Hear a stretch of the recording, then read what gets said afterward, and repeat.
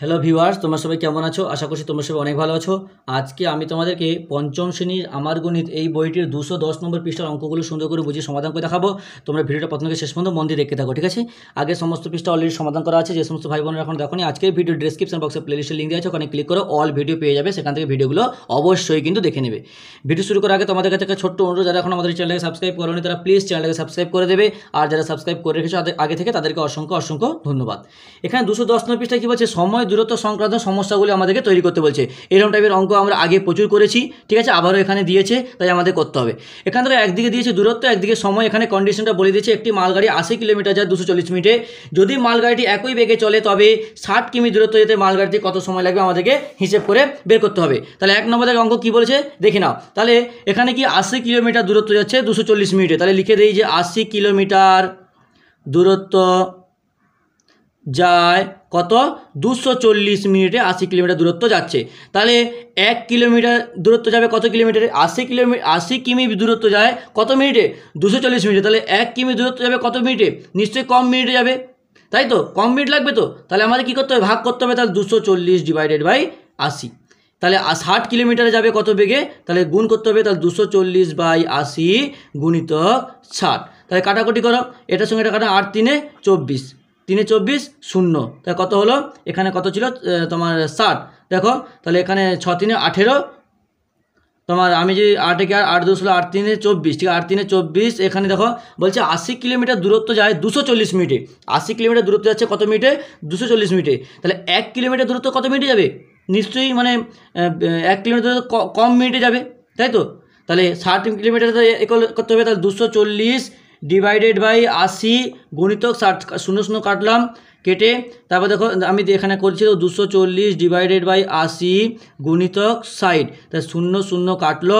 তারপর দেখো 8 একে 8, 8 2 16, 8 3 24, ঠিক আছে? 8 3 24, 3 আর 0, তাহলে 6 3 18, 180 মিনিট। তাহলে অতএব দিয়ে আমি লিখে দেবো যে যেতে মালগাড়ির কত সময় লাগবে। অতএব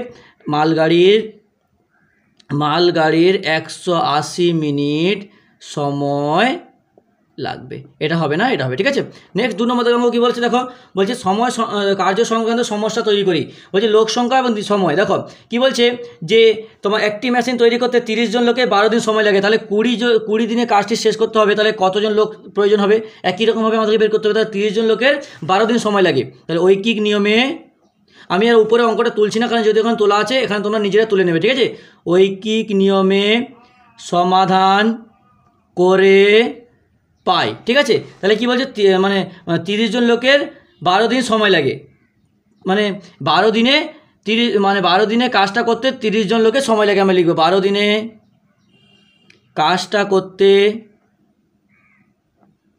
কাজটা শেষ করে 30 জন লোক। তাহলে একদিনে কাজটা শেষ করতে কতজন লোক লাগবে? নিশ্চয়ই কম লাগবে। আর কম মানে ভাগ, তাহলে 30 ডিভাইডেড বাই 12। আর এটা কত আছে? 20 জন লোক। তাহলে 20 দিনে কাজটি শেষ করতে, তাহলে 30 ডিভাইডেড বাই 12 গুণিতক 20 জন। তা কাটাকুটি করো। 2 1 2 0, 2 6 12, 6 5 30, তাহলে 10 5 50 জন, ঠিক আছে? তোমার কাটাকুটি যদি আমি করি, তাহলে 30 ডিভাইডেড বাই 12 গুণিতক 20।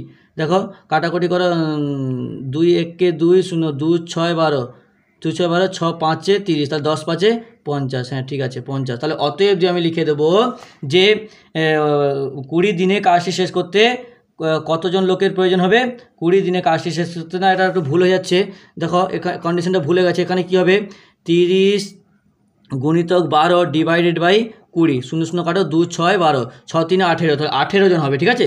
তাহলে 18 জন হবে, কারণ এটা কি দেখো ভাগ হচ্ছে, 30 সঙ্গে গুণ 12 গুণ হবে, কারণ একদিনে কাজটি শেষ করতে বেশি সময় লাগবে, কাজটি পর্যন্ত একই, তাহলে গুণ হয়ে কাজটা হবে। তাহলে অতএব যে আমি লিখে দেবো যে কতজন লোকের প্রয়োজন।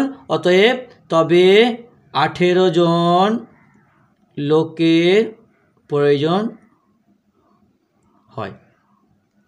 নেক্সট দেখো কী বলছে, এখানে দেখো ভাষায় সমস্যাগুলো লিখে ঐকিক নিয়মে সমাধান করি। এখানে দেখো অঙ্কগুলো কি মানে আমাদেরকে দিয়ে দিয়েছে, আমাদেরকে ভাষায় লিখে আমাদেরকে সেগুলো কিন্তু অঙ্কটা সমাধান করতে হবে। দেখো আমি 1 নম্বর থেকে অঙ্কগুলো নিজের ভাষায় কী লিখতে হবে দেখেছি। দেখো লিখেছি যে 5 মিটার কাপড়ের দাম, মানে এই কন্ডিশনের উপরে তোমাদেরকে কিন্তু লিখতে হবে। লিখেছি 5 মিটার কাপড়ের দাম যদি 15 টাকা হয়, তাহলে 1 মিটার কাপড়ের দাম কত হবে হিসেব করে বের করতে হবে। তাহলে তোমাদের কী করতে হবে, আগে এইরকম করে উপরে লিখে দিতে হবে, তারপর ঐকিক নিয়মের সমাধান করে পাই লিখে অঙ্কটাকে আমি করে দিচ্ছি। দেখো তাহলে 5 মিটার কাপড়ের দাম কত টাকা, তাহলে 5 মিটার কাপড়ের দাম 15 টাকা। তাহলে 1 মিটার কাপড়ের দাম কত, 5 মিটার কাপড়ের দাম যদি 15 টাকা হয়, তাহলে 1 মিটার কাপড়ের দাম কত হবে, 5 মিটার কাপড়ের দাম যদি 15 টাকা, তাহলে 1 মিটার কাপড়ের দাম কম হবে, তাহলে ভাগ, কম মানে ভাগ, তাহলে 15/5, 5 3 15, তাহলে 3 টাকা। তাহলে অতএব দিয়ে লিখে দেবো যে তোমার 1 মিটার কাপড়ের দাম কত হবে, 1 মিটার কাপড়ের দাম 3 টাকা।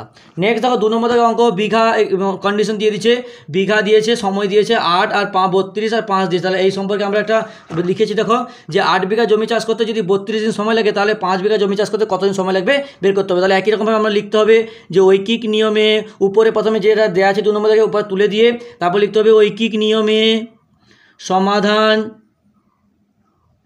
করে পাই। তাহলে 8 বিঘা জমি চাষ করতে 32 দিন সময় লাগে, তাহলে 8 মিটার জমি চাষ করতে সময় লাগে, জমি চাষ করতে সময় লাগে 32 দিন। তাহলে 1 মিটার জমি চাষ করতে কতদিন সময় লাগবে, 8 মিটার জমি চাষ করতে যদি 32 দিন সময় লাগে, তাহলে 1 মিটার জমি চাষ করতে কম সময় লাগবে, তাহলে কম মানে ভাগ, তাই তো। 8 মিটার জমি চাষ করতে যদি 32 দিন সময় লাগে, তাহলে 1 মিটার কম, তাহলে কম মানে ভাগ। আর এটা কি 5 বিঘা, তাহলে 5 বিঘা জমি চাষ করতে সময় লাগবে 32/5 গুণিতক 8 8 একে 8 3 8 একে 8 8 2 8 3 4 8 4 32, তাহলে 5 4 20। তাহলে অতএব দিয়ে আমি লিখে দেবো যে 5 বিঘা জমি চাষ করতে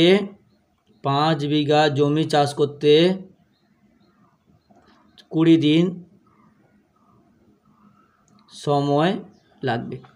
নেক্সট দেখো 3 নম্বর দেখো কী বলেছে, একই রকমভাবে এখানে কন্ডিশন দিয়ে দিচ্ছে, আমি যা অঙ্কটা মানে ভাষায় লিখেছি এবং সেখান থেকে সমাধান করে দেখাচ্ছি। তোমরা দেখো 5 মিটার দৈর্ঘ্যে মাদুর তৈরি করতে যদি 15 দিন সময় লাগে, তাহলে 1 মিটার দৈর্ঘ্যে মাদুর তৈরি করতে কতদিন সময় লাগবে হিসেব করে বের করতে হবে। একই রকমভাবে আমাদের লিখতে হবে ঐকিক নিয়মে সমাধান করে পাই। তাহলে 5 মিটার মাদুর তৈরি করতে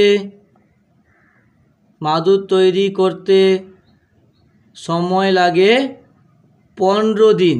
তাহলে 1 মিটার মাদুর 5 মিটার মাদুর তৈরি করতে যদি 15 দিন সময় লাগে, তাহলে 1 মিটার তৈরি করতে মাদুর করতে কত সময় লাগবে, কম লাগবে, আর কম মানে ভাগ, তাহলে 15/5, 5 3 15 মানে 3 দিন। তাহলে অতএব দিয়ে লিখে দেবো যে মাদুর তৈরি করতে কতদিন সময় লাগবে, অতএব মাদুর তৈরি